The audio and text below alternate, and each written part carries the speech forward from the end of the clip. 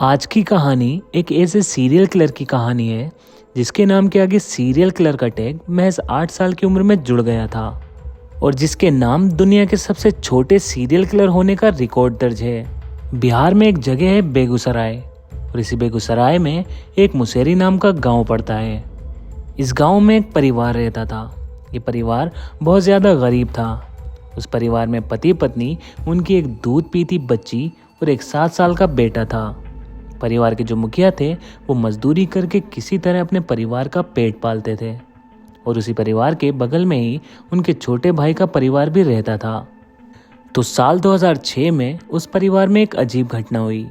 हुआ ये कि पड़ोस में रहने वाले उसके छोटे भाई की 6 साल की बच्ची अचानक गायब हो गई।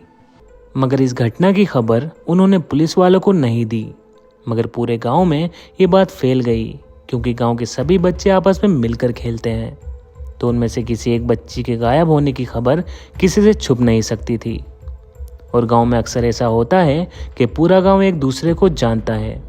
सिर्फ शहरों में ही ऐसा होता है कि लोग अपने पड़ोसी तक को नहीं जानते। खैर, इसके बाद कुछ वक्त बीता और 6 महीने बाद उसी परिवार की एक 6 महीने की बच्ची अचानक से गायब हो गई और ये बात भी उन्होंने पुलिस तक नहीं पहुंचाई। मगर ये बात गांव के लोगों के बीच फैल गई। अब गांव के लोगों को समझ नहीं आ रहा था कि आखिर ये हो क्या रहा है। सिर्फ 6 महीने के अंदर ही गांव के एक ही परिवार के 2 बच्चे गायब हो चुके थे। अब मुसरी गांव के लोगों में थोड़ी बहुत दहशत फैलने लगी थी। इसके बाद सिर्फ 3 महीने और बीते और साल 2007 में उस गांव से 6 महीने की एक और बच्ची गायब हो गई। पर इस बार पहली बार ऐसा हुआ कि जो बच्ची गायब हुई वो उस परिवार की नहीं थी जिस परिवार के पहले भी 2 बच्चे गायब हुए थे, बल्कि वो दूसरे परिवार की बच्ची थी।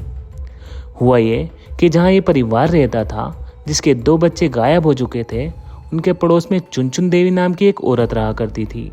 उसकी 6 महीने की बच्ची थी जिसका नाम खुशबू था। तो हुआ ये कि चुनचुन देवी अपनी बेटी को वहीं प्राइमरी स्कूल में खिला रही थी। अचानक उसे घर का एक काम याद आता है तो अपनी बेटी खुशबू को वहीं स्कूल में सुलाकर चली जाती है। थोड़ी देर बाद जब वापस वो स्कूल में लौटी तो देखा खुशबू गायब है और इसके बाद चुनचुन देवी पूरे गांव में अपनी बेटी को ढूंढती है। तमाम रिश्तेदारों से पूछती है लेकिन खुशबू का कोई नामो निशान नहीं मिलता। अंत में थक हार कर वो भगवानपुर पुलिस स्टेशन पहुंचती है जिसके अंदर ये मुसेरी गांव आता था। तो वो वहां जाकर खुशबू की मिसिंग रिपोर्ट लिखवा देती है। अब ये पहली बार हुआ कि गांव से गायब हुए किसी बच्चे की जानकारी पुलिस तक पहुंची। इसके बाद गांव में पुलिस आती है और वो भी इधर उधर खुशबू को तलाशने की कोशिश करती है। गांव वालों से पूछताछ भी करती है मगर खुशबू का कुछ पता नहीं चलता है।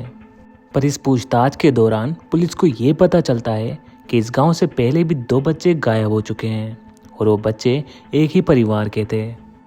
तो पुलिस अब उस परिवार के पास पहुंचती है और खुशबू के बारे में पूछताछ शुरू करती है।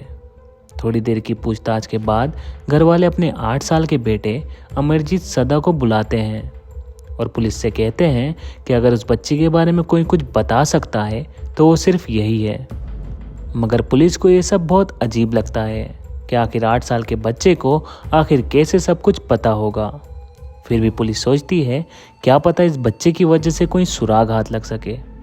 तो अब पुलिस अमरजीत से पूछती है कि बेटा क्या तुम्हें पता है वो बच्ची कहाँ है। पुलिस वाले का ये सवाल सुन वो हंसने लगा। पर फिर से पुलिस ने उससे ये सवाल किया तो उसने हंसते हुए कहा कि हाँ मुझे पता है। अमरजीत वहाँ मौजूद सभी पुलिस वालों की तरफ देखता और हंसता। तो पुलिस वालों को भी लगा कि शायद वो उस बच्चे पर अपना टाइम खराब कर रहे हैं क्योंकि उससे जितनी बार खुशबू के बारे में पूछा जाता वो उतना उस बात को सुनकर हंसता। मगर फिर भी पुलिस के लगातार पूछने पर अमरजीत ने इस बार कुछ कहा।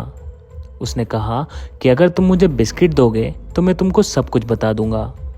अमरजीत की ये बात सुनकर पुलिस वाले ने बाहर से एक बिस्किट का पैकेट मंगाया और उसको दे दिया। बिस्किट मिलने के बाद उसने बिस्किट खोला और खाने लगा। उसके बाद पुलिस ने फिर पूछा कि बताओ खुशबू कहाँ है। तो बिस्किट खाते खाते अमरजीत बोला कि मैंने उसे खपरेल से मारकर सुला दिया है। ये बात सुनकर पहले तो पुलिस को लगा कि ये क्या बोल रहा है। फिर उन्होंने अमरजीत से दोबारा पूछा तो उसने दोबारा भी यही बात बोली। तो अब पुलिस वालों को भी इंटरेस्ट जगा। तो उन्होंने पूछा, अच्छा चलो ये बताओ कि तुमने खुशबू को कहाँ सुलाया है। तो वो बोला, चलो मैं तुमको वो जगह दिखाता हूँ। इसके बाद अमरजीत पुलिस वालों को अपने साथ उस प्राइमरी स्कूल से थोड़ी दूर एक सुनसान जगह पर ले गया और वहाँ पहुंचकर एक झाड़ी की तरफ इशारा करते हुए बोला कि मैंने उसे यहीं पर सुलाया है। और जब पुलिस ने उस झाड़ी के पास जाकर देखा तो वहाँ एक गड्ढा था जो घास फूस और झाड़ियों से ढका हुआ था। और फिर जब पुलिस ने वो घास वगैरह हटाई तो उसमें से खुशबू की लाश निकली।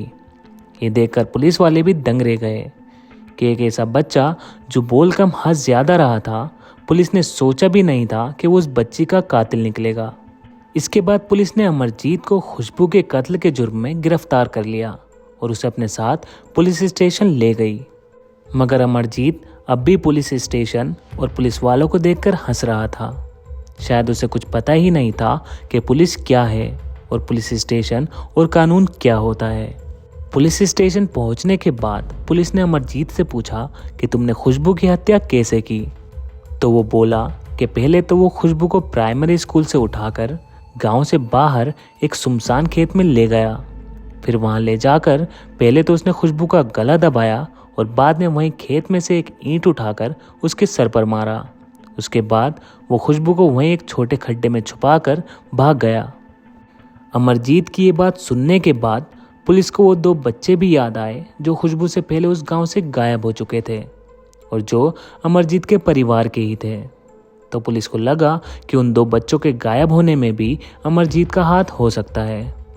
इसलिए पुलिस ने अमरजीत से पूछा कि तुमने अब तक किस किस को इस खपरेल से मारकर सुलाया है।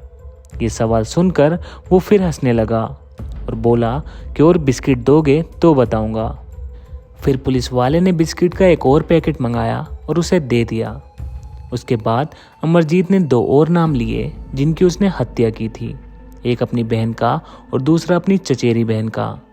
ये बात सुनते ही पुलिस वालों के पैरों तले ज़मीन खिसक गई, क्योंकि उनके सामने सिर्फ 8 साल का एक सीरियल किलर बैठा था जो एक के बाद एक 3 मर्डर कर चुका था, जिनमें से 2 तो उसके परिवार के ही थे। और उसके बाद पुलिस ने अमरजीत के चाचा और उसके माँ बाप को पुलिस स्टेशन बुलाया और उनसे इस बारे में पूछताछ शुरू की। तो उन्होंने पूरी कहानी सुनाई और कहा कि हाँ, अमरजीत ने आज से करीब 9 महीने पहले 2006 में पहला कत्ल अपने चाचा की 6 साल की बेटी का किया था और उसे भी खुशबू के जैसे गला घोंटकर और पत्थर मारकर मार डाला था। और तब अमरजीत की उम्र सिर्फ 7 साल की थी। उन्हें ये पता भी चल गया था कि ये हत्या अमरजीत ने की है, क्योंकि जब उन्होंने अमरजीत से पूछा तो उसने बिना कुछ छिपाए सब कुछ बता दिया था। फिर उसके करीब 6 महीने बाद अमरजीत ने अपनी खुद की 8 महीने की बहन का भी मर्डर कर दिया और ये मर्डर भी उसने सेम वैसे ही किया और बाद में सब कुछ कबूल भी कर लिया। उसके बाद पुलिस वालों ने उनसे पूछा कि अगर आपको पता था कि ये हत्याएं अमरजीत ने की हैं तो आपने इसकी खबर पुलिस को क्यों नहीं दी। तो अमरजीत के माँ बाप ने बताया कि जब उसने अपने चाचा की लड़की की हत्या की तो उनको लगा कि उसने बच्चों की लड़ाई में अनजाने में आकर उसकी हत्या कर दी, इसलिए हमने अमरजीत को समझा बुझाकर छोड़ दिया। पर इसके बाद जब उसने अपनी बहन को मारा तो हमने उसकी बहुत पिटाई की और वो बोला कि वो आज के बाद ऐसा नहीं करेगा, तो इसलिए हमने उसे एक बार और माफ़ कर दिया। क्योंकि मारने वाला और मरने वाला हमारे ही परिवार के थे, इसलिए हमने इसे एक फैमिली मैटर मानते हुए पुलिस में कोई शिकायत दर्ज नहीं की। पुलिस ने अमरजीत के माता पिता और उसके चाचा के ये बयान दर्ज कर लिए, मगर अब उनके मन में एक सवाल और था कि आखिर क्यों अमरजीत ने 3 बच्चों का कत्ल किया। हर एक मर्डर के पीछे कोई ना कोई मकसद ज़रूर होता है। तो ये जो 3 मर्डर अमरजीत ने किए थे, इसके पीछे क्या वजह थी, और इसका जवाब सिर्फ अमरजीत ही दे सकता था। अब पुलिस ने अमरजीत से फिर उसी की भाषा में पूछा कि तुमने इन 3 बच्चों को क्यों मारकर सुलाया। तो वो बोला, मुझे ऐसा करने में मज़ा आता है। जब मैं इन्हें दर्द में और खून में लथपथ देखता हूँ तो मुझे बहुत अच्छा लगता है। अमरजीत की ये बात सुनकर पुलिस को भी यकीन हो गया कि ये कोई नॉर्मल बच्चा नहीं है और इसकी दिमागी हालत भी ठीक नहीं है। इसके बाद अमरजीत को साइकाइट्रिस्ट के पास भेजा गया और अमरजीत के दिमाग की जांच पड़ताल भी की गई और डॉक्टरों ने अपनी रिपोर्ट में बताया कि अमरजीत कंडक्ट डिसऑर्डर नाम की दिमागी बीमारी का शिकार है। इसकी वजह से उसको किसी को दर्द में तड़पता हुआ देखकर खुशी होती है। उसे पता ही नहीं था कि वो किसी का खून कर रहा है और ना उसे ये पता था कि किसी की जान लेना क्या होता है, और जो कुछ उसने किया उसकी नज़रों में वो गलत भी नहीं था। और शायद इसलिए ही वो ना तो पुलिस को देखकर घबराया और ना ही पुलिस स्टेशन को। इस सब के बाद अमरजीत को अदालत में पेश किया गया, और क्योंकि वो एक नाबालिग था तो उसे जेल में नहीं रखा जा सकता था, इसलिए उसे बाल सुधार गृह में भेज दिया गया। मगर भारतीय कानून के हिसाब से अमरजीत को वहाँ भी 3 साल से ज़्यादा नहीं रखा जा सकता था। 3 साल बाद उसको यहाँ से भी आज़ाद कर दिया जाता, मगर बाद में उसकी दिमागी हालत को देखते हुए ये फैसला किया गया कि जब तक उसकी उम्र 18 साल की नहीं हो जाती तब तक उसको डॉक्टरों की निगरानी में यहीं पर रखा जाएगा। इसके बाद अमरजीत को मुंगेर जिला के बाल सुधार गृह में भेज दिया गया। क्योंकि वो नाबालिग था इसलिए इसके केस को पब्लिकली डिस्क्लोज नहीं किया गया, मगर अमरजीत का जन्म साल 1998 में हुआ था, तो इस हिसाब से अब तक अमरजीत आज़ाद होकर कहीं घूम रहा होगा और आज अमरजीत एक नए नाम के साथ किसी नए शहर में अपनी ज़िंदगी गुजार रहा होगा।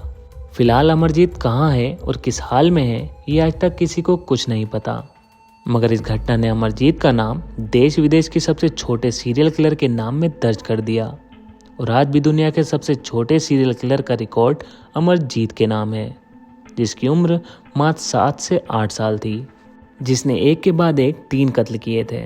आगे ऐसी अन्य कहानियों के लिए आप हमारे चैनल देसी क्राइम स्टोरीज के साथ जुड़े रहें और इसको ज़रूर सब्सक्राइब करें।